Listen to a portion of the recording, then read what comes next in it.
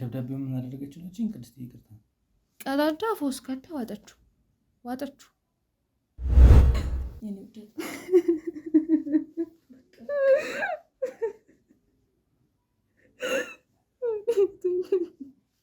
ደስታውን እኮ ቢጨለማ እሺ ቅድስት ተረጋጊ በእናትሽ ራስሽን አረጋጊ አሁን ተቀበለ ለሱ ምን አስረዳሃት በቃ እንደነገርኩ ነው የሰፈሩ ሰው በጣም የሚያስጠሉ አሮጊቶች አሉ አንዳንድ አሉን የነሱ ሀሜት እናታችን ቁስል በቃ ማህበራዊ ህይወቷን ያጣች በጣም ምን ልበልህ በጣም ነው የተዘጋጀነው ለሽምግልናው ቀን በቃ ቆንጆ ፕሮግራም አዘጋጅተን ምናምን የሰፈር ሰው ጠርተን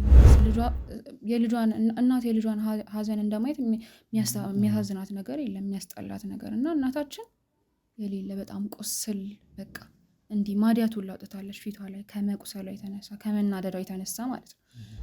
አንተም ብቻ ሳይሆን ዘላለም ጋርም አቤልም ጋርም በቃ እንዳለ ስንሞክር ነበር። እንደውም አንተ ነህ ትንሽ ተስፋ ሰጥተህ ምን እንትን እንዳላት አላውቅም። ከዛ ግን ከወረቀቱ ማዋጥ በኋላ ነው እኔ ያስተዋልኩት ወረቀቱን ካወጣችበት ምሽት ጀምሮ ነው እናታችን የተቀየረው።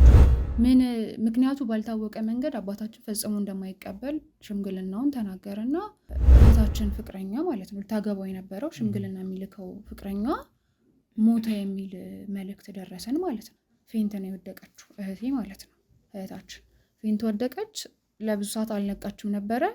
ድጋሚ ተደናግጠን እሷን ወደ አምቡላንስ ጠርተን ወደ ሆስፒታል ወሰድን።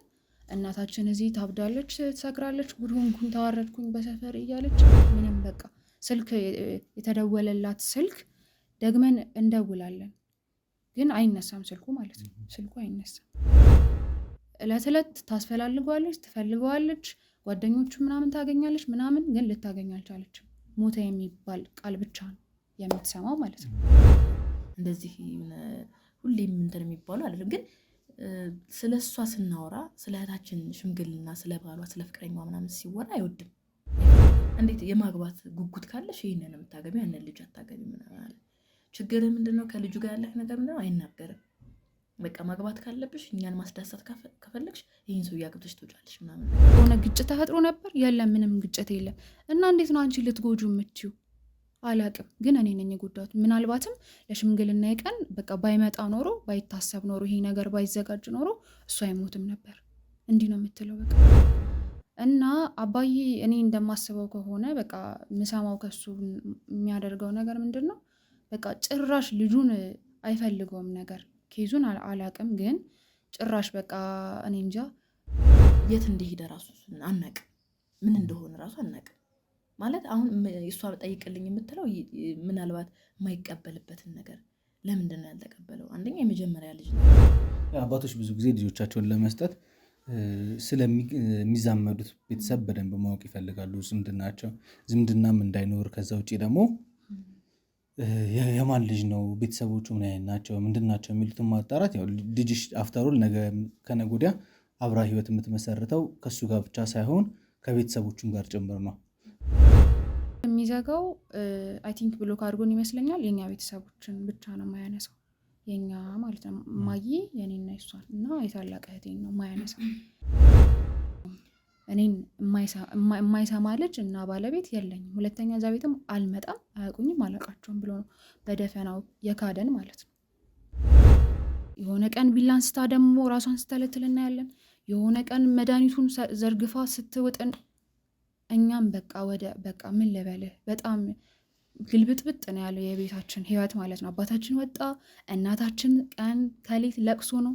ጭራሽ እሷን ስታያት እንደዚህ እየሆነች ስታያት በቃ ምን ነው ልም ብዬ የጠፋው ነው የምትለው እናታችን ራሱ። ለምን ከእናንተ መደበቅ እንደፈለገች መብላት እንደፈለገች አልገባኝም። የአባታችን ጥፋትም ደግሞ ሌላ ነገር ነው። እዛ ጋር ደግሞ የሞተ እንደ ድሮ በቃ እንድትሆን ለምን በእናትህ እርዳኝ። ችግር የለውም ሳምሪዬ፣ ይቅርታ፣ ችግር የለውም። እንደዚህ መሆን የለብሽም። ችግር የለውም ሳምሪዬ፣ ችግር የለውም። እኔ ወንድም በቃ እንቅልፍ የለንም እንዳንቀድም እንዳልኩ እና ዲኮር ራሱ የቤት የተዘጋጀው ለሽምግልና ምናምን። እንደውም ይሄን ቪዲዮ ቀርጻ ስጨርስ አሳያለሁ። ክላስ ውስጥ አስቀምጠዋለች አይወጣም ብላ ማለት ነው። ያ ስልክ ተነሳ ሄለው በቃ አላመንም። ስልኩ ሲነሳ ምናምን ሄለው ምናምን አለን።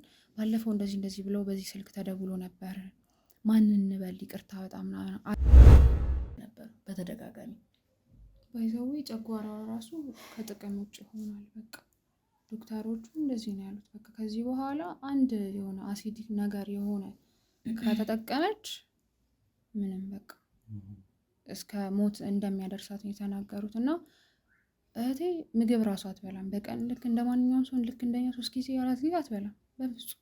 በቃ ብትበላለን አንድ ጊዜ ያለችው አክስታችን ቤት ማለት ትክክለኛ ነገር ነው እየተደረገ ያለው ብሎ በልበ ሙሉነት ለማውራት ይከብደኛል። ይቺ ልጅ ምንም አይነት ነገር ይድረስባት ትክክለኛውን ትሪትመንት የምታገኝበትን መንገድ መምረጥና መውሰድ እንጂ ባዶ ክፍል ላይ ቆልፎ ማስቀመጡ መፍትሄ ይሆናል ብዬ አላስብም። እኔ አሁን ኬት በኩል ጀምሬ እናንተ መርዳት እንደምችል ግራ ስለተገባው ነው የአባታችሁ ነገር የነገራችሁ ነገር። ተደጋጋሚ አንተ ጋር የስራ ባልደረቦች ጋር እንደዛ መከራ ስናይ የነበረው ያን ሁሉ ቴክስት ስንጽፍልህ የነበረው የእናንተን መልእክት እናንተን መርዳት ሳንፈልግ ቀርተን ሳይሆን ነገሮችን ፕራዮሪታይዝድ እየሰጠን ጊዜ እየሰጠን እያስተካከልን እየሄደን ስለሆነ ነው። እባካችሁ እንደ እህቶቼ ያላችሁ ካላችሁ ጊዜ እንድትሰጡን እንፈልጋለን ሁላችንም።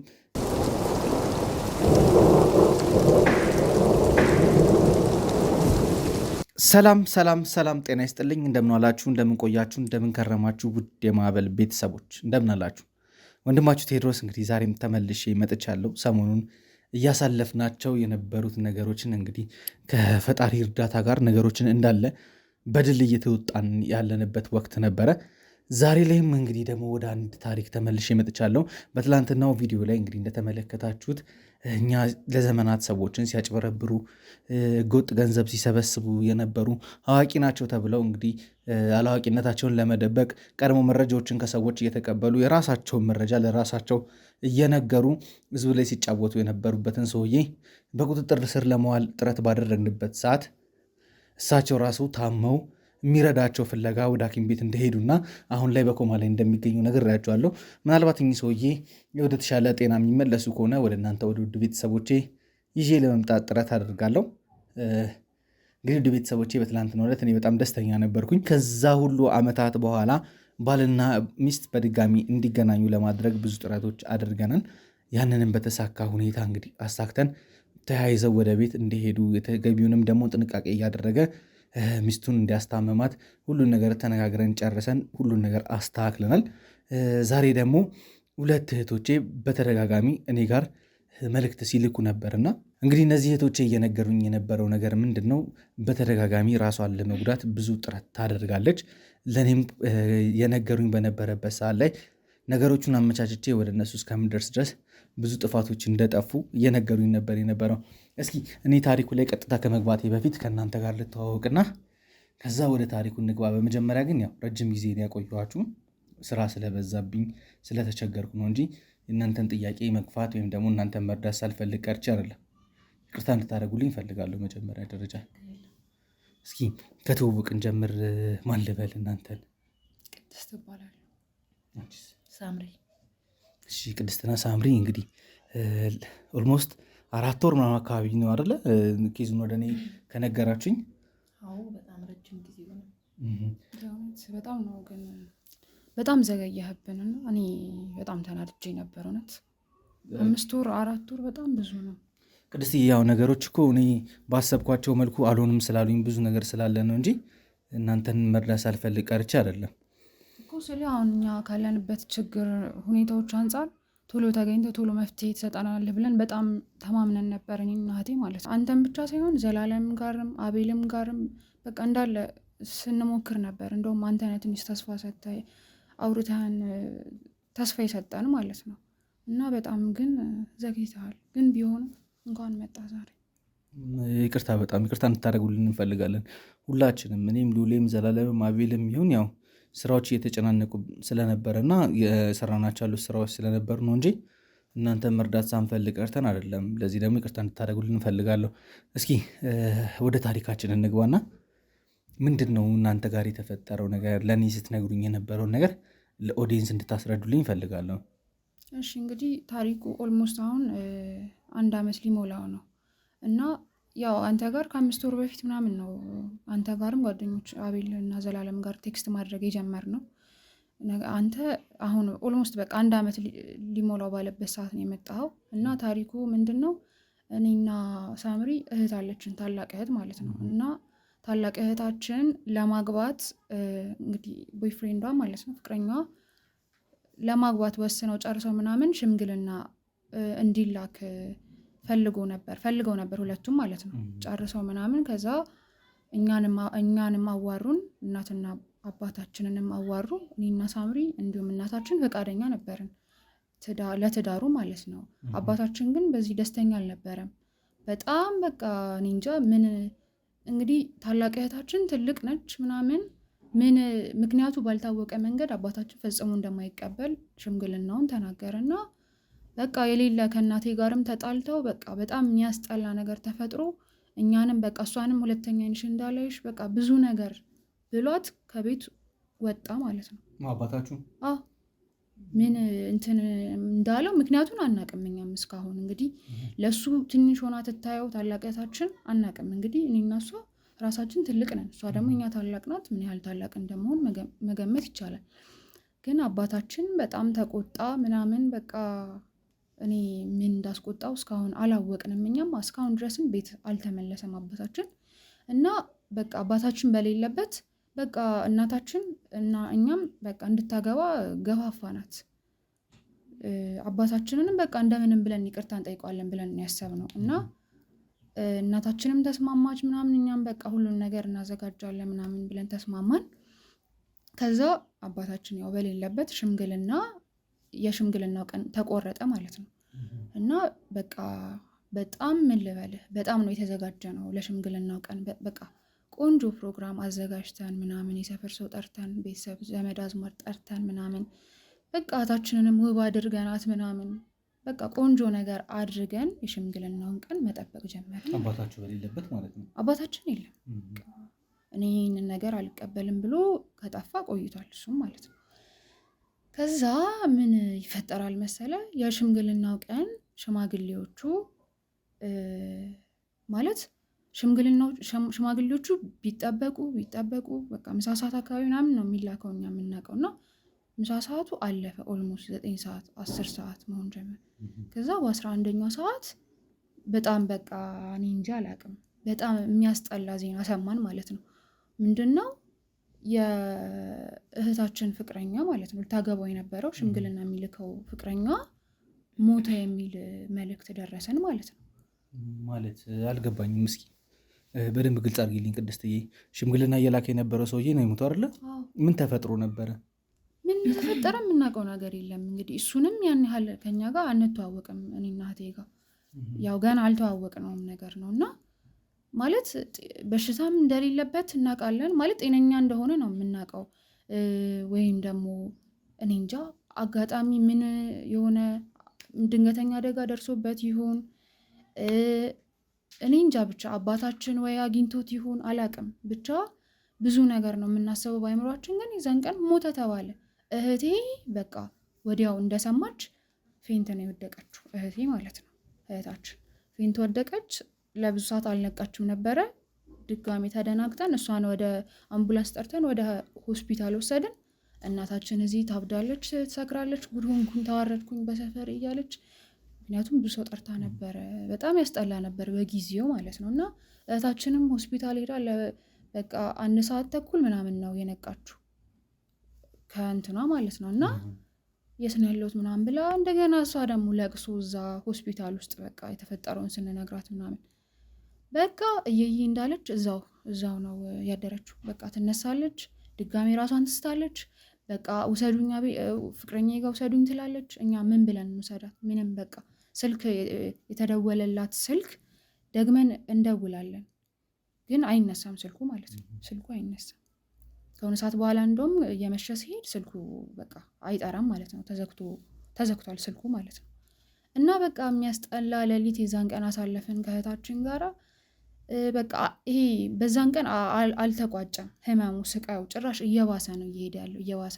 የሰፈሩ ሰው በቃ ታውቃለህ፣ ይሄ የሆነ የሚያስጠላ ባህል አለ። እና በቃ የሰፈሩ ሰው ስንወጣ ስንገባ በቃ እሷን መንቆር ምናምን ጀመረ። ከዛ እናታችን የሌለ በጣም አፍራ በቃ አፍራ ምን እንደምል አላውቅም።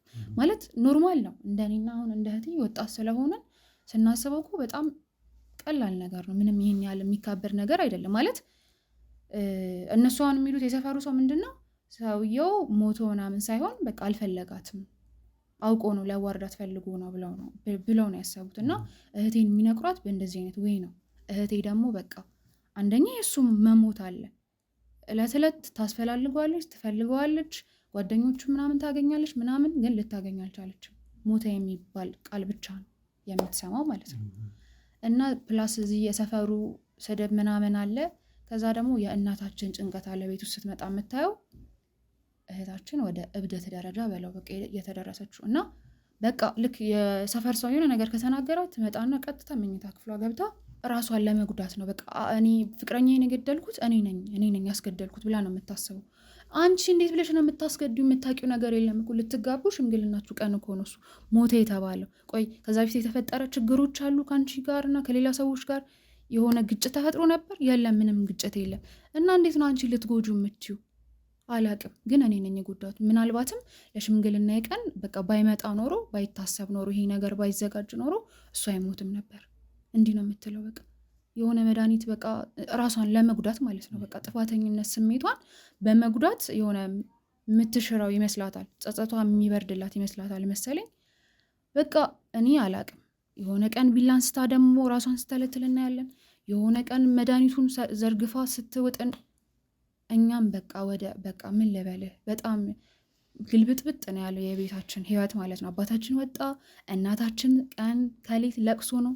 ጭራሽ እሷን ስታያት እንደዚህ እየሆነች ስታያት በቃ ምን ነው ልም ብዬ የጠፋው ነው የምትለው እናታችን ራሱ።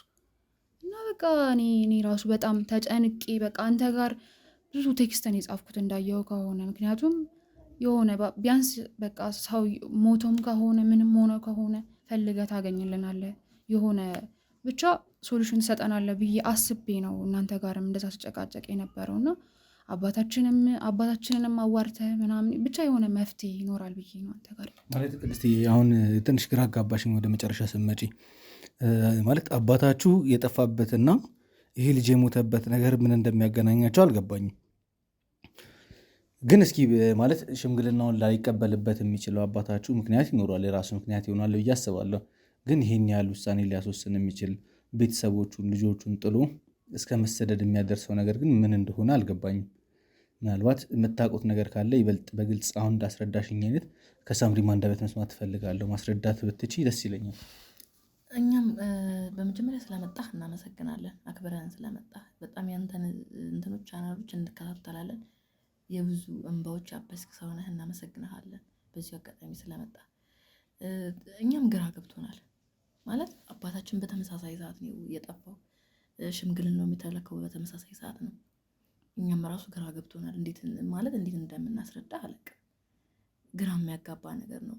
በዚህ አባታችን ጠፍቶብናል፣ በዛ ደግሞ ልጁ የለም፣ በህይወት የለም። ስለዚህ እንዴት ማለት ወይ ቦታው ላይ ኖረን አላየንም። እኛ አባታችንም የት እንዳለ አናውቅም። የምናውቀው ታሪክ የለም። እኛ ብቻ የሰማነው የምናውቀው በቃ ሞተ፣ እሷን በቃ ማበዷን እህታችን፣ ትኩረታችን እኛ አልተከታተልንም። እሱን እንዴት እንደሆነም ራሱ አላየንም። ቀብሩም ራሱ አልሄድንም። ምክንያቱም እዚህ እህታችን እየተሰቃየች ነው ያለችው። እሷ እንዳለች በቃ እንቅልፋና የሆነ ነገር ራሷ ላይ እርምጃ ትወስዳለች በሚል ሁሌም እንቅልፍ ሳንተኛ ነው የምናድረው እኔና እሷ። ስለዚህ በተመሳሳይ ሰዓት ነው በቃ እኛ አሁን ግራ የተጋባ ነው። አሁን የት እንደሄደ ራሱ አናቅም፣ ምን እንደሆነ ራሱ አናቅም። ማለት አሁን እሷ ጠይቅልኝ የምትለው ምናልባት የማይቀበልበትን ነገር ለምንድን ነው ያልተቀበለው? አንደኛ የመጀመሪያ ልጅ ናት። ሁለተኛ ደግሞ ሰው የልጁን ደስታ ነው እንጂ የሚፈልገው የልጁን ሀዘን አይደለም የሚፈልገው። እናታችን እኛ ደስተኛ ሆነናል በእህታችን፣ ምክንያቱም እነሱ ሁለታቸውም ይዋደዳሉ። አንተ በመሀል ገብተህ ሌላ ነገር ማድረግ እኔ እንጃ ለምን እንደሆነ እኛም ግራ ገባን። ልጠይቀው ፈለግኩኝ እኔ ለምን ደግሞ አትቀበልበት ምናምን በቃ መነጫጭቆ ተቆጥቶ ምናምን ነው እንትን የሚለው። በፊትም እንደዚህ ተዋውቅ ምናምን ነገር እንደዚህ ይባል ማለት ነው። እና እኛም ግራ ገብቶናል፣ እንዴት እንደሆነ አልገባኝም። እስኪ እንዴት ነበረ መጀመሪያ የነበረው ግንኙነታቸው? በእህታችንና በፍቅረኛዋ መካከል ምን አይነት ግንኙነት ነበረ? ስለነሱ የምታውቁት ነገር የለም? እሱ አላወራችሁም። እኔ አውርቼዋለሁ በስልክ እሱን ማለት ተዋውቀዋለሁ። እኔ የእሷ ታላቅ ነኝ፣ የእኔ የመጀመሪያ ናት እሷ፣ የእኔ ታላቅ ናት ማለት ነው። እና የመጨረሻ ልጅ እሷ ነች። እኔን አስተዋውቃኛለች። ያው ከኔ ጋር ትንሽ ለየት ያለ ቅርበት ስላለን ከእህቴ ጋር ማለት እሷ ትንሽ ናት፣ ያው ያለውን ነገር ለእሷ ትንሽ ናት ስላለን አንተን አንላትም። ትኩረት ያን ያለ ስለ ፍቅረኛ ማለት እናወራም። ስለዚህ እኔ ማውራት አለው፣ እሷም ታወራኛለች። እንደውም የሆነ ቀን ክላሷ ገብተን ነው ምናምንና ስልክ ደውላ ያገናኘችኝ፣ አውርቼዋለሁ። በጣም ጥሩ ልጅ ይመስላል፣ የሚዋደዱም ይመስላሉ። እኔ በአካል ባላውቀው ረጅም ጊዜም አብረው ቆይተዋል በፍቅር። ስለዚህ ከመጋባት ጋር ምንም የሚከለክላቸው ነገር ያለ አይመስለኝም። ለእኔ በጣም ይዋደዳሉ። ማለት ብዙ ግራ የሚያጋቡ ነገሮች ስላሉት ነው ከእናንተ ዲቴይሉ ማወቅ የፈለጉ። ምናልባት እስኪ በእናትና በአባታችሁ መካከል በዚህ ኬዝ ምክንያት አባትየው አባታችሁ ምንም የሆነ የሚያውቀው ነገር ኖሮ ወይ ለእናታችሁ መንገር ሳይፈልግ ቀርቶ ወይ ደግሞ ይህንን ሽምግልና አልቀበልም ልጄን አልሰጥም ያለበት የራሱ ምክንያት ይኖረዋል ብዬ አስባለሁ። ከእናታችሁ ጋር ግን በእንደዚህ አይነት ጉዳይም ሆነ ከዛ በፊት የነበረ ግጭት የለም? ይጨቃጨቃሉ ማለት ከእናቴ ጋር ጭቅጭቅ አለ፣ ግን ኖርማል የባልና የሚስት ጭቅጭቅ ነው። እንደዚህ ሁሌም እንትን የሚባሉ አይደለም። ግን ስለ እሷ ስናወራ ስለ እህታችን ሽምግልና፣ ስለ ባሏ፣ ስለ ፍቅረኛ ምናምን ሲወራ አይወድም፣ አይፈልግም። የሆነ ሰዓት ላይ የመጀመሪያ ጊዜ በቃ እንትን ብሎ ነበር፣ ግን ከዛ በኋላ መነጫነጭ ይጀምራል፣ ከእናቴ ጋር መጋጨት ይጀምራል። ግን እናታችን ተቀብላለች፣ ምክንያቱም ደስ ብሏታል። እስኪ እንዴት ነበር የመጀመሪያው ነገር? ምን ይመስል ነበረ? እህታችሁ መታ ይህንን ነገር ስታበስር ወይም ደግሞ ከሽምግልና ሊላክ እንደሆነ ለቤተሰቦቻችሁ ስትናገር ምንድን ነበር የነበረው ስሜት?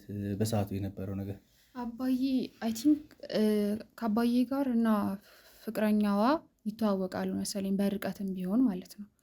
እና አባዬ እኔ እንደማስበው ከሆነ በቃ ምሰማው ከሱ የሚያደርገው ነገር ምንድን ነው፣ በቃ ጭራሽ ልጁን አይፈልገውም ነገር ኬዙን አላቅም፣ ግን ጭራሽ በቃ እኔ እንጃ ገና በቃ ፍቅረኛዬ እንደዚህ እንደዚህ ነው ምናምን ብላ ከነገረችው በኋላ የሆነ መንገድ ላይ ተገናኝቶ ሰላም አባብላችኋለች ይመስለኛል እህቴ ማለት ነው። እና በቃ አሁን ቤት ውስጥ እንደዚህ ስለሱ እኔ እኮ አግብቼ ምናምን ስትል ገና እህቴ በቃ አንቺ ዝም በይ ነው የሚላት ገና ከአፏ ሳትጨርስ ማለት ነው። ይህንን በቃ ይሳደባል የእሷን ፍቅረኛ ማለት ነው። ምን እንዳየበት ምን ሲያደርግ እንዳየው ግላዊ ጸብ ይኖራቸው አይኖራቸው እኔ አላቅም። ይህ ነው ብሎ አልተናገረም አባዬ። ግን አይደለም ማለት ከመጀመሪያውም አባዬ አልተቀበለውም ነበር ይህን ነገር። ከዛ የሽምግልናው ቀን በቃ ቆርጫለሁ፣ ከዚህ በኋላ እኔ ትልቅ ሴት ነኝ፣ የራሴን ህይወት መጀመር አለብኝ፣ ስለዚህ ሽምግልና ሊልክ ነው ስትል አንስቶ ነው የሚጠጣው ነው ብርጭቆ የወረወረባት። ከመጀመሪያውም እየነገርኩሽ ነበረ፣ ከመጀመሪያውም ይህን ሰው ሳገቢና ምናምን እያለ ያስፈራራት ነበር ይመስለኛል። እየነገርኩሽ ነበረ እና አንቺ ማን ስለሆንሽ ነው ትናንት ወልደሽ እኔ አባትሽን ማሰሚ ምናምን የሌለ ነው የጮህ አባት ይዛን ቀን ማለት ነው። በቃ እናቴ ደግሞ ለምን እንደዚህ ታደርጋለህ እንዴት ነው በቃ ልጄ ምናምን ብላ ድጋሚ ከእናቴ ጋር ሌላ ጦርነት ማለት ነው። ብቻ አባቴ ከመጀመሪያውም ልጁን ያውቀው ነበረ። እኔ እና እሷ በአካል አናውቀውም፣ እሷ እንዳለች ታውቀዋለች በስልክ እኔ አላውቀውም ጭራሽ። እና እሱ ግን መንገድ ላይ ይሆን ብቻ የሆነ ቦታ ግን ተያይተዋል ከእሱ ጋር ማለት ነው፣ ተዋውቀዋል። እሱ ግን ከመጀመሪያውም አልተቀበለውም፣ አይፈልገውም፣ አይወደውም። በጣም ነው በቃ ጥላቻ የሚያሳየው ለሱ ማለት ነው። ባይገርም እንደውም የሆነ ቀን እቤት ማለት እንደዚህ ተሰብስበን ምናምን ተቀምጠን ማታ ላይ ታስታውሻለች፣ ቁጭ ብለን የሆነ ሰው እኛ ምን የምፈልገውን ሰው ነው የምታገቢው ምናምን ብሎ የሆነ ሰው ሊያስተዋውቃት አመጣ፣ ትልቅ ሰው ማለት ነው። ጭራሽ ከእድሜዋ ጋር የማይገናኝ ሰው። እንዴት የማግባት ጉጉት ካለሽ ይህንን የምታገቢው ያንን ልጅ አታገቢ ምናምን አለ። ችግር ምንድነው? ከልጁ ጋር ያለህ ነገር ምንድነው? አይናገርም። በቃ ማግባት ካለብሽ እኛን ማስዳሳት ከፈለግሽ ይህን ሰው እያገብተሽ ትወጫለሽ ምናምን ነገር አለ፣ በግድ ማለት ነው። ከዛ እሷም እስቲ በቃ እንደ አባትነት ጠይቃለሁ፣ እምቢ የምትል ከሆነ እናቴና እህቶቼ ባሉበት ሽምግልና ይላካል፣ አገባለሁ፣ በቃ የምወደውን ሰው ነው የማገባው ምናምን አለች። በዛ ተጣሉ። ማታ እራትን ምናምን ሳይበላ ተተኛ ማለት ነው። አይ ቲንክ እሱ አባዬ የሚፈልገው የሆነ ፋይናንሻሊ ስቴብል የሆነ ሰው ይመስለኛል። እና ልጁን ወይ የለውም የሆነ ነገር አያኖራትም ብሎ አስቦ ይሆን እላለሁ አንዳንዴ ማለት ነው። ምክንያቱም ያ ሰውዬ ካስታውሹ በጣም ትልቅ ሰው ነው። ያው ትልቅ እንደመሆኑ መጠን ደግሞ ገንዘብ ምናምን አለው፣ መኪና፣ ቆንጆ ነገር፣ ቤት ምናምን አለው። ድንገት አባዬ በቃ ለልጁ አስበውም ሊሆን ይችላል ብዬ አስባለሁ። አንዳንዴ አባቶች ብዙ ጊዜ ልጆቻቸውን ለመስጠት ስለሚዛመዱት ቤተሰብ በደንብ ማወቅ ይፈልጋሉ፣ ዝምድናም እንዳይኖር። ከዛ ውጭ ደግሞ የማን ልጅ ነው፣ ቤተሰቦቹ ምን አይነት ናቸው፣ ምንድን ናቸው የሚሉትን ማጣራት። ያው ልጅሽ አፍተሮል ነገ ከነገ ወዲያ አብራ ህይወት የምትመሰርተው ከሱ ጋር ብቻ ሳይሆን ከቤተሰቦቹም ጋር ጭምር ነው። እዚህ ይህን ነገር ከማስተካከል አንጻር አባቶች ብዙ ጊዜ የልጆቻቸውን እጅ ለመስጠት እንደዚህ አይነት ነገር የሚያጣሩበት ሂደት አለ። ብዙ ነገሮች አሉ። አሁን ግን እኔ እያልገባኝ ያለው እሺ አባታችሁ በዚህ ጉዳይ ላይ ተቃዋሚ ነበረ። ሽምግልናው ሊላክ ሲል እሱ ተነስቶ ጠፋ ነው እያላችሁኝ ያላችሁት። ከዛ በኋላስ እንዴት ነው? ይሄ ሁሉ ነገር ካለፈ በኋላ ወደ ቤት አልተመለሰም? ጭራሽ አልተመለሰም። ስልክ ሲደወልለት ራሱ አያነሳም ጭራሽ ማለት ነው። አባታችሁ የት እንዳለ አታውቅም? እስኪ እናታችሁ ጋር ያለው ነገር ምን ይመስላል? እናታችን በቃ አኩርፎ ሌላ ጊዜ አሁን ተነጋግሮ ምናምን ነገር ልክ እንደ ባልና ሚስት ተነጋግሮ ይወጣል። ወጥቶ ምናምን የሆነ ቦታ ቆይቶ አምሽቶ ወይም ደግሞ አድሮ ጓደኞቹ ጋር ምናምን ይመጣል። እንደዛ ነው የመሰላት እና ሽምግልናው ላኪ ግድ የለም በቃ እኛ እዚህ ጋር እንትን ቀጠሮ እንሰጣቸውና ባንዴ መቼም ምሻ ይባልና ቀጠሮ ሰጥተናቸው ምናምን ተመልሰው ሲመጡ የዛኔ ያገኛቸዋል ነው እሱ ሀሳቡ። ከዛ ይሄ ነገር ከተሰማ በኋላ ይመጣል ስንል ስንጠብቅ የለም። ኦልሞስት አሁን 1 ዓመት ሆኖታል ማለት ነው አባታችሁ ከቤት ወጣ።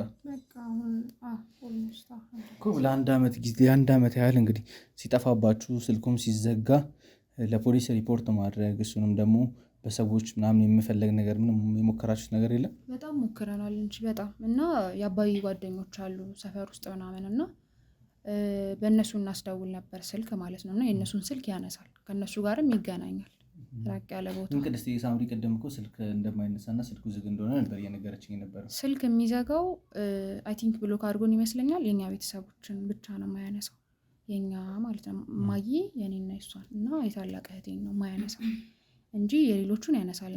ምክንያቱስ ምናምን የሚሰጠው ነገር የለም እኮ በጓደኞቹ ስናስጠይቀው ሌሎችና ባለቤት እየፈለጉ ነው አስባል ነው በጓደኞቹ ማለት ነው። እና ሁለተኛ ቤተሰብ የሚባል ነገር የለኝም። እኔን የማይሰማ ቤተሰብ ለእኔ በቃ ልጅም ሚስትም የሚባል ነገር የለኝም። ከዚህ በኋላ አንተዋወቅም ነው ያለው። ልብሱን ምናምን ራሱ አልወሰደም። በዛው በቃ እንደወጣበት ነው የወጣው በዛው ማለት ነው።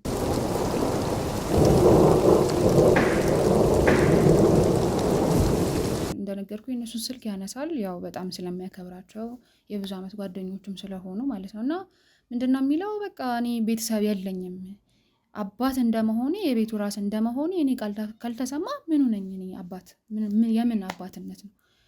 በቃ እኔ አላቃቸውም፣ እኔን የማይሰማ ልጅ እና ባለቤት የለኝም፣ ሁለተኛ እዛ ቤትም አልመጣም፣ አያውቁኝም፣ አላቃቸውም ብሎ ነው በደፈናው የካደን ማለት ነው። እና በቃ ብዙ ጊዜ ነው የምናስደውለው። በቃ እነሱ ራሱ መረራቸው ይመስለኛል። በቃ ካልፈለገ ይህን ያህል ለምንድን ነው እንትን የምትሉት? በራሱ ጊዜ ይመጣል፣ አንድ ቀን ይጸጽተዋል። እናንተን የሚያካክል ልጆች አድርሶ በዛ አይቀርም፣ ወደ ራሱ ሲመለስ ይመጣል ብለው ነው የሚሉን ጓደኞቹ ራሱ ማለት ነው። ቅድስት ግን እኔ አሁን እዚህ ጋር ትልቅ ነገር እየተሰማኝ ነው ያለው። ምክንያቱም አባታችሁ እንደዚህ አይነት ውሳኔ ሊያስወስነው የሚቻለው ከልጁ ጋር ካላቸው የሆነ አለመግባባት ወይም ደግሞ የሆነ የሚተዋወቁበት ነገር ኖሮ ያንን ነገር አልቀበልም ሲላችሁ ትሞክሪያለሽ፣ እንዳባት ለማድረግ ነገሮችን ለማስቀረት ምክንያትሽን ለማስረዳት ትሞክሪያለሽ። ከዛ ውጭ ደግሞ ነገሮች አልሆንም ሲሉ በሰላማዊ መንገድ ተነጋግሮ ተግባብቶ መለያየትም ይቻል ነበር።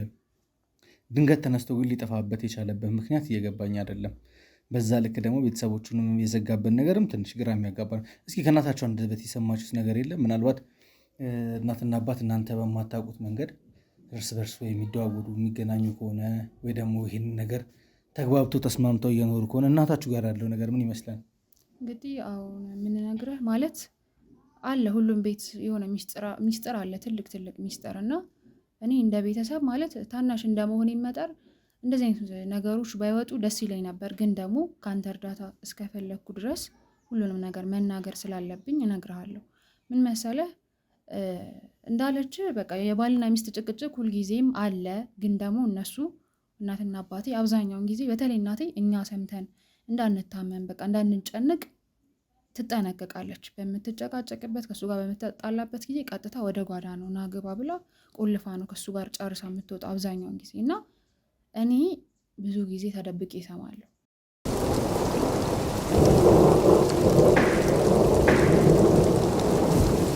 ግራ ያጋባኝና በጣም በቃ ማለት ሊፈታልኝ ያልቻሉ ብዙ ነገሮች አሉ። ከዛ መካከል ምንድን ነው እናቴ ነች ማለት እናቴ መጀመሪያ አካባቢ ያው ማለት ለእህታችን ብትደግፍም ከአባቴ ጋር ተቃራኒ ሆና ማለት ነው ተቃራኒ ሆና ብትደግፍም ግን ያው ያን ያህል አክሰፕተብል አልነበረችም። በቃ ሙሉ ለሙሉ አልተቀበለቻትም ነበረ። የሆነ ማለት ያው ቤተሰብ መስፈርት ምናምን የሚጠይቅ የለ ልጅቷ ጥሩ ነገር ላይ እንድትወድቅ ምናምን ማለት ነው። እና ስትጠይቅ ምንም መስሎ አልታያትም ይመስለኛል ከእህቴ የሰማችው ነገር እሱ ያለበት ሁኔታ ምናምን እና ያን ያህል ደስተኛ አልነበረችም እውነት ለመናገር ማለት ነው።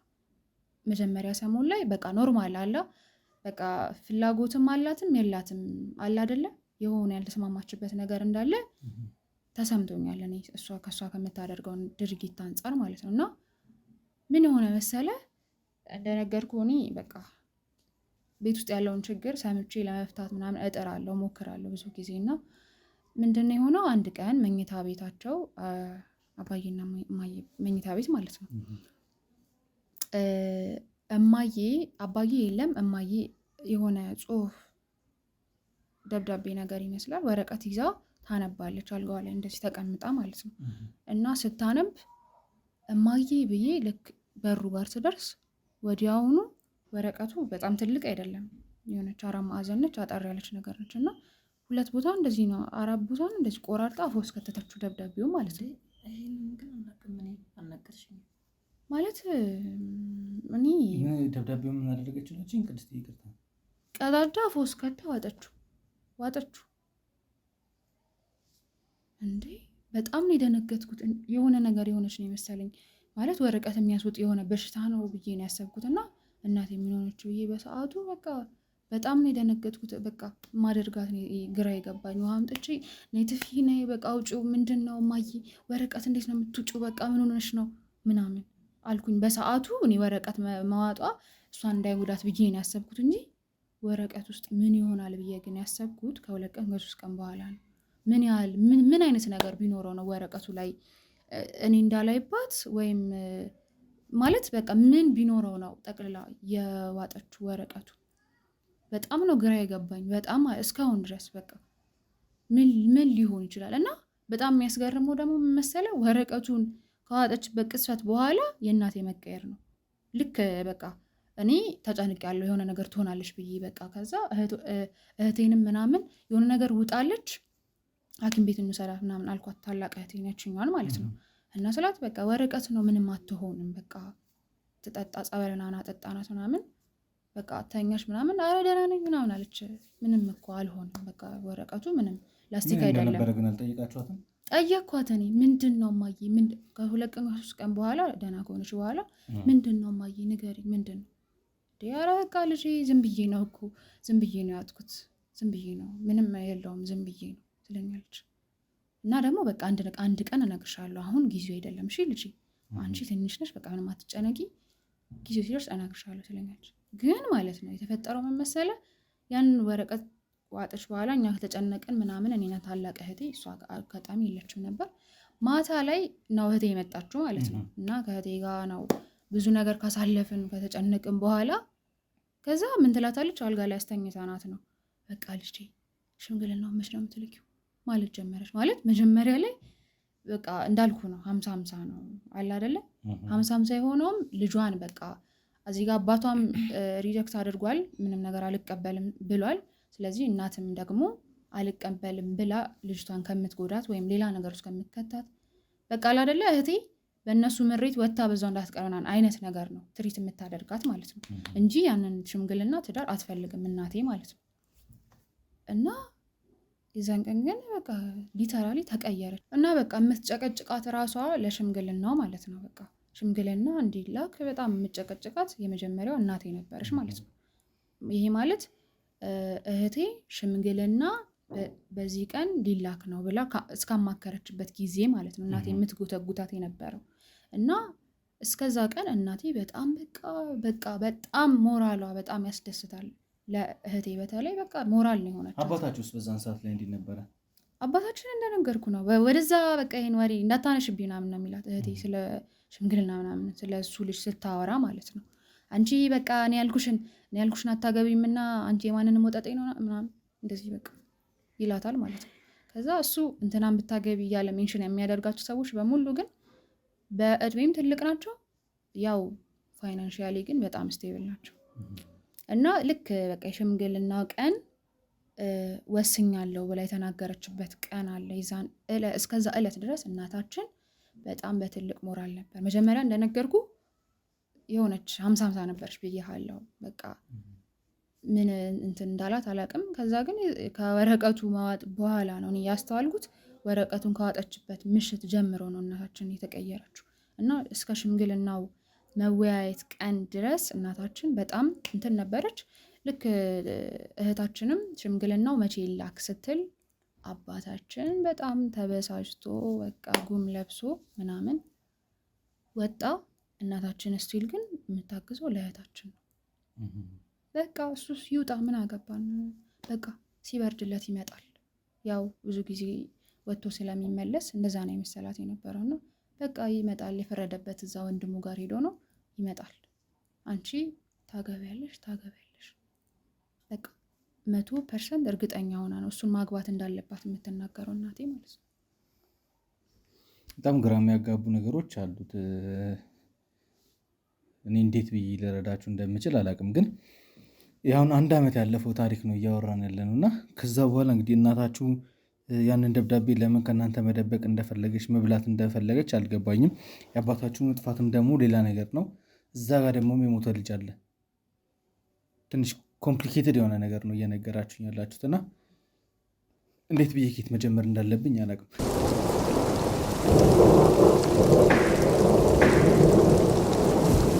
እስኪ 1 ዓመት ሙሉ እንግዲህ እህታችሁ በምን አይነት ሁኔታ ላይ እንዳሳለፈችም ማወቅ እፈልጋለሁ። ምን ይመስል ነበር የእህታችሁ ውስጥ ቆይታ? ከባድ ነው በጣም። ጭንቀት ውስጥ ነች ያለችው፣ ድብርት ውስጥ ነች ያለችው። በቃ እየተሰቃየች ነው ያለችው። ከእሷም አልፎ እኛም እየተሰቃየን ነው ያለነው። እኔ እና እህቴ በቃ እንቅልፍ የለንም እንዳንቀድም እንዳልኩ እና ዲኮር ራሱ ቤት የተዘጋጀው ለሽምግልና ምናምን። እንደውም ይሄን ቪዲዮ ቀርጻ ስጨርስ አሳያለሁ። ክላስ ውስጥ አስቀምጠዋለች፣ አይወጣም ብላ ማለት ነው። በቃ አላስወጣም ብላ ቁጭ አድርገዋለች። ማለት ለምን እኔ እንጃ፣ እኔ አላውቅም። በቃ ይሄ እንዲነካባት አትፈልግም። በቃ በልዩ ቦታ አስቀምጠዋለች። እዛ ጋር አነሳች፣ እዛ ግድግዳ ላይ የነበረው እነቃቀለች ምናምን መኝታ ቤት አስቀምጠችው፣ እሷ ክላስ ውስጥ ማለት ነው። በጣም ጭንቀት ውስጥ ነች ያለችው እሷ። የሽምግልናውን ምናምን ነገር ማለት ነው። እሱ ከሞተ በኋላ በቃ በተደጋጋሚ እንደውም 1 ወር ሙሉ በጣም እኛንም ራሱ አሰቃይታናለች፣ እያሰርናት በቃ ያንን ለመደበቅ እሱ ጋር ያለውን ነገር የእሱን ማስታወሻዎች፣ አሁን ስጦታዎች የሰጣት ስጦታዎች አሉ በፍቅር እያሉ ማለት ነው። እነዛን ታውጣለች፣ እነዛን ደብቀናል። እኔና እሷ ሁሉንም ነገር በቃ አውጥተናል ክላስ ውስጥ። ግን ያንን ልታስነካን አልቻለችም። በቃ በተደጋጋሚ መርዝ ለመጠጣት ሞክራለች። እኛ እንደርሳለን እንትን እንላታለን። ጠጥታለችም የሆነ ቀን ጠጥታ በቃ ራሷን እንትን ብላ ሐኪም ቤት ወስደን ወተት ምናምን እንትን ብለው ብዙ ነገር አድርገው ነው የተረፈችው። ብዙ ነገር ሆናለች እና ከሱ ሞቷል ከተባለ ጀምሮ ማስታወሻ ነገር እሱ ጋር ያልነበረው ነገር እንዲነካባት አትፈልግም። በቃ የሆነ እንደ እብደት ነገር ስለሚያረጋት አሰርናት። በቃ ምንም አማራጭ የለንም እያየናት ከምትሞትብን ብለን እኔ እና እሱ አሰርናት። በቃ ያንን አስረን ራሱ ያንን ለማስወጣት አልቻልንም። በቃ ሌላ ነገር እሺ ቃል እገባላችኋለሁ ከዚህ በኋላ ምንም ነገር አልሞክርም፣ በቃ ተውት፣ እሱን ለምን አንዴና ለመጨረሻ ጊዜ ምናምን ብላ ስትለምን ያንን ዲኮሩ ምናምን እንድንነካበት አትፈልግም። በቃ ሌላውን ይህ ስጦታ የተሰጣትን እሱ ጋር የነበራትን ነገር ቲሸርት ምናምን ያሰራችሁን ብዙ ነገር ከእሱ ጋር የነበራትን ነገር አስወጥተናል። እኔና እሷ አውጥተን አስቀምጠነዋል። ግን ያንን እንድናወጣበት አትፈልግም። በቃ አንድ የቀረኝ ነገር እሱ ነው፣ ተውት በቃ እሱ ከዚህ በኋላ አልሞክርም ቃል እገባላችኋለሁ ምናምን ስትለን እኔና እሷ ተመካክረን በቃ ተው ነው። ግን መርዙን በተደጋጋሚ ነው ስጠጣ የነበረው፣ በተደጋጋሚ ባይዘዊ ጨጓራው ራሱ ከጥቅም ውጭ ይሆናል። በቃ ዶክተሮቹ እንደዚህ ነው ያሉት። በቃ ከዚህ በኋላ አንድ የሆነ አሲዲክ ነገር የሆነ ከተጠቀመች ምንም በቃ እስከ ሞት እንደሚያደርሳት ነው የተናገሩት። እና እህቴ ምግብ ራሱ አትበላም በቀን ልክ እንደ ማንኛውም ሰው ልክ እንደኛ 3 ጊዜ 4 ጊዜ አትበላም በፍጹም። በቃ ብትበላለን 1 ጊዜ ነው፣ እሱንም በስንት ማባበል በቃ ከስንት ለቅሶ ጋር ከእሷ ጋር ስንት እያለቀሰን በቃ እኔ በቃ ምን አለ በቃ እዚህ ቤት ባልተወለድኩም ብዬ ነው የማስበው።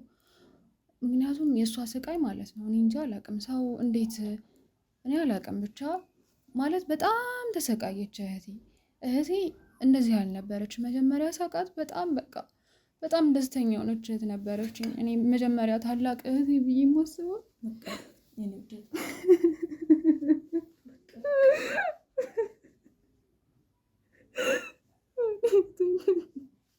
ደስታውን እኮ ቢጨለማ አይዞሽ ቅድስት ተረጋጊ፣ በእናትሽ ራስሽን አረጋጊ።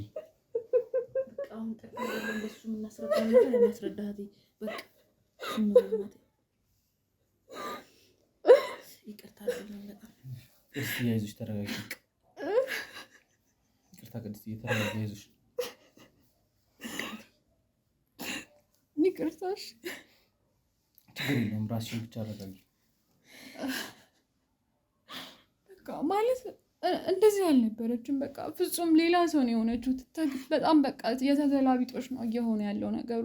ቤት ውስጥ በቃ እንደሷ የሚያዝናናን ሰው አልነበረም፣ እንደሷ የሚያስደስተን ሰው በቃ በጣም የምኮራባት በቃ ደስ የምሰኝባት እህት ነበረች። አሁን ከዛ ጊዜ ያ ሰው ሞተ ከተባለ በኋላ ግን በቃ ሊተራሊ ቅይር በቃ የሰው ልጅ እንዴት እንደዚህ ዲፕሬሽን ውስጥ ይገባል በዚህ ልክ? እንዴት በቃ አንድ ቀን እኮ እንባዋ ከዓይኗ ሳይፈስ ውሎ አያድርም። በቃ ሁል ጊዜ የሽምግልናው ምናምን የሱ ስጦታ እዚህ ተቀምጧል መኝታ ቤቷ። አለማሰብም አይቻልም። ሁሉን ነገር እያየችው እያስታወሰችው በስልኳ ላይ በምኗ ላይ እና በቃ እናቴ ራሱ ተሰቃየች። እኛ ችግር የለውም እናቴ ራሱ ተሰቃየች አብራ ማለት ነው። እኔ በቃ ይህን ሁሉ ነገር ለእኔ በጣም ከብዶኛል። በጣም ምን እንደምትለው እንደውም ቅድስት ከመጣሽልኝ አይቀር ስለ እናታችሁ በደንብ ማወቅ እፈልጋለሁ። ደስተኛ ሆና ጓጉታለት የነበረው ትዳር ድንገት ፈረሰ። ከዛ ደግሞ ልጇን ደግሞ አሁን እየነገርሽኝ የነበረችበት ሁኔታ ጥሩ አይደለም። በዛ ላይ ባለቤቷ ጠፍቷል። ምን አይነት ስሜት ላይ ነው አሁን ያለችው? በቃ እናታችንም ልክ እንደ እህታችን ሀዘን ውስጥ ያለችበት ሁኔታ ማለት ነው። በቃ እንደነገርኩ ነው። የሰፈሩ ሰው በጣም የሚያስጠሉ አሮጊቶች አሉ። አንዳንድ አሉን የእነሱ ሀሜት እናታችን ቁስል በቃ ማህበራዊ ህይወቷን ያጣችሁ ከቤት አትወጣም። በቃ ቤት ውስጥ እህቴና እናቴን በቃ እያየው መዋል እኔ በጣም በቃ ስልችት የእነሱን ሀዘን ማየት ማለት ነው። እና እናቴ እህቴ ልጇ ናት አይደለ? በቃ እናቴ የልጇን ሀዘን እንደማየት የሚያሳዝናት ነገር የለም፣ የሚያስጠላት ነገር እና እናታችን የሌለ በጣም ቁስል በቃ እንዲህ ማዲያቱን ላውጥታለች ፊቷ ላይ ከመቁሰሏ የተነሳ ከመናደዷ የተነሳ ማለት ነው። እና በቃ ብታያት እህታችን በቃ ከሰውነት ጎዳና ወጥታለች። በጣም ተጎሳቁላለች። በጣም በቃ እንደዛ የምትሽቀረቀረ የምትዘንጥ እህታችን አሁን የለችም። በቃ ሌላ ሰው ነች። ሌላ ሰው በቃ ከጓዳ አትወጣም አሁን ብታያት ማለት ነው። ሁልጊዜ በቃ ራሷ ላይ ዲፕሬሽን በቃ ራሷን ለመጉዳት የምታስበው ነገር በሙላ እኔ እኮ ወይኔ በቃ እንደዚህ ነው። ሳሎን ተቀምጠን የምንሰማው ድምፅ ወይኔ ትላለች። በቃ ወይኔ ስትል ገና በቃ አይምሮዬ በቃ ሊፈነዳ ነው የሚደርሰው። ምናል ያን ቀን ሽምግልና ባልተላከ ነው የምትለው። በቃ እንደዚህ ቁጭ ብላ ለራሷ የምትደጋግመው ቦታ ላይ ሆነ አስበው ምን ያህል እንደምትቆስል ምን ያህል አንድ ሰው የምትወደውን ሰው አተ ከዛ ደግሞ አባት በመጀመሪያ የሚኮራብህ ሴት ሆነ በቃ ቤተሰብን የምታኮራ ሰው ሆነ ጎረቤት እስቲል እኔ እና እሷን አያውቁንም ማለት ትችላለህ። ማለት እንወጣለን እንገባለን በቃ እሷ ከማህበራዊ ኑሮ ብትል ለእናታችን ለጎረቤት ለምናምን እንደዛ የምትሆን ሰው አስበዋል። የሆነ ነገር ማዕት ሲወርድብህ ምን ልምትሆን እንደምትችል ራስ መገመት ነው። እኔ አሁን በጣም እያሳሰበኝ ያለው የእሷ ቁስለት እኔ ከዚህ በላይ አሁን ለአንዴና ለመጨረሻ ለአንዴ ብቻ ነው ማስጠንቀቂያ የተሰጠን። ከዚህ በኋላ የሆነ ነገር እንደዚህ ከሞከረች ራሷን እንትን ለማለት ለመጉዳት ከሞከረች በቃ በህይወት አተርፍም። እኛ ጋርም ተደጋጋሚ አንተ ጋር የስራ ባልደረቦች ጋርም እንደዛ መከራ ስናይ የነበረው ያን ሁሉ ቴክስት ስንጽፍልህ የነበረው ለዚህ ነው ማለት እኛ እሷን በአቋራጭ ማዳን ስለምንፈልግ ህይወቷን ማትረፍ ስለምንፈልግ እኔ አሁንም እሷ የምታስበው በቃ ቆሜ ልክ የሆነ ወደ ራሷ ስትመለስ ምን ሆናችሁ ነው አሁን ቆሜ ሰው ሆኜ መሄድ ይመስላችኋል? እውነቷን ነው። እኔ በእሷ ቦታ ሆኜ እንኳን ቆሜ መሄድ የማፈቅረውን ሰው አጥቼ እንኳን ቆሜ መሄድ ቀና ብዬ ራሱ እኔ እንጃን ያላቅም እንዴት እንደመሆነ ራሱ እኔ በራሴ ቦታ አሰብኩት። ስለዚህ ህመም ውስጥ ነች ያለችው።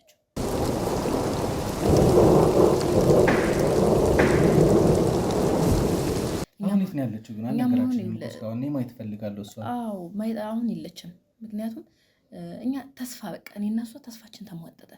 ምክንያቱም አሁን እዚህ ጋር እኛ ምንቆልፍበት ቆልፈን የምናስቀምጥበት እንትንም የለንም፣ አቅሙም የለንም። እሷን እያየን መጎዳትም እንድትጎዳም ስለማንፈልግ አክስታችን መጣች። በጣም የምትወደን አክስት አለችን እና እሷ ጋር ለትንሽ ጊዜ እኔ እስኪ ዞር ዞር ላድርግሽ ምናምን ብላ አባብላ መኪና ውስጥ አስገባናት።